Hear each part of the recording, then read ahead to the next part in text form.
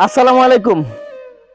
ভোলা জেলা ব্রহ্মদিন থানা বড়মাইনকা ইউনিয়ন ৫ নং ওয়ার্ড হারুনের হাটের পশ্চিম পাশে চকিদার বাড়ির দরজা থেকে আপনার হাজির মুন্সি বাড়ির দরজা পর্যন্ত, মানে এই রাস্তাটা এটা একবারে গাজী বাড়ির দরজা থেকে শুরু করে হাজির মুন্সি বাড়ির দরজা পর্যন্ত খারাপ, কিন্তু আমি এতটুকুর কথা উল্লেখ করলাম। তো আমি গত কালকে একটা ভিডিও করছিলাম, দেখেন এই এই ভিডিওটা, এই যে জোতা দিয়ে পাড়া দিয়েছিলাম, জোতা আমি তাই না তোলতারি নাই।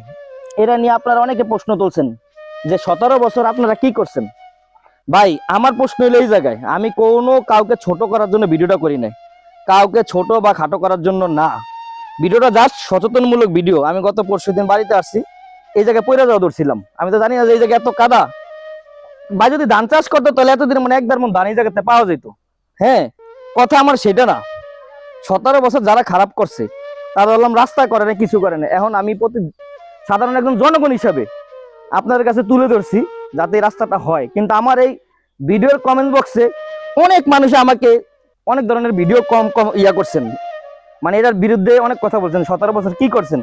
আপনাদের কাছে আমার একটা প্রশ্ন, আমি কি এলাকার কোনো জনপ্রতিনিধি, এলাকার মেম্বার, এলাকার চেয়ারম্যান বা এলাকার ওয়ার্ডের কোনো একটা পদে আছি? আমি সাধারণ একটা ভোটার। আমি ভোটার হিসেবে আমার বিবেকের তাড়নায় আমি ভিডিওটা করছি। এতে যদি আপনাদের কারো মনে কষ্ট পেয়ে থাকেন, এটার জন্য আমি সরি। যদি সত্য কথাগুলো তুলে ধরে আমরা ধরতে না পারি তাহলে এটার জন্য ভাই সরি। কারণ এই জায়গায় দেখেন একটা রুগী নিয়ে যে যাইবো, দেখেন অবস্থাটা, এ দেখেন, এইটা দেখেন অবস্থা। এটা কি সত্য না মিথ্যা? দেখেন একদম কষ্ট হয়, হ্যাঁ, একদম কষ্ট হয়।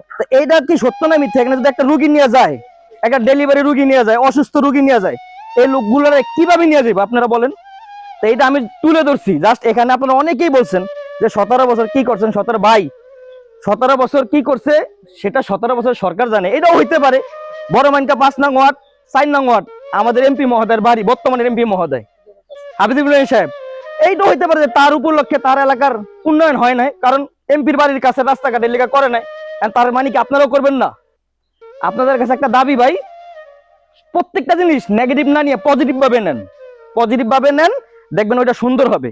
আমি কাউকে ছোট করার জন্য এই ভিডিও করি নাই, জাস্ট জাস্ট মনে করেন সবাইকে যাতে এই সচেতনমূলক ভিডিও করছি, যাতে মনে করেন আপনারাও দেখেন বা এলাকার যারা আছে তারা দেখে, যারা দেখে এই মানুষের দুর্ভোগটা কমায়। আবার অনেকে বলছে যে আপনাদের নিজেদের অর্থায়নে করেন। ভাই আমার যদি এরকম সামর্থ্য থাকতো আমি একলাই করে দিতাম ইনশাল্লাহ। তারপরে বলতেছি যদি আমার মনে ১০ জন লোক আসেন আমি এক গাড়ি ভালো দিব। আপনারা কে কি দিবেন কমেন্টসে আইসা জানান, আমি তাহলে আমরা নিজের অর্থায়নে করতে পারবো ইনশাল্লাহ। ভালো থাকবেন সবাই। আসসালামু আলাইকুম ওয়া রাহমাতুল্লাহি ওয়া বারাকাতুহু। সবাই ভালো থাকবেন। আল্লাহ হাফেজ।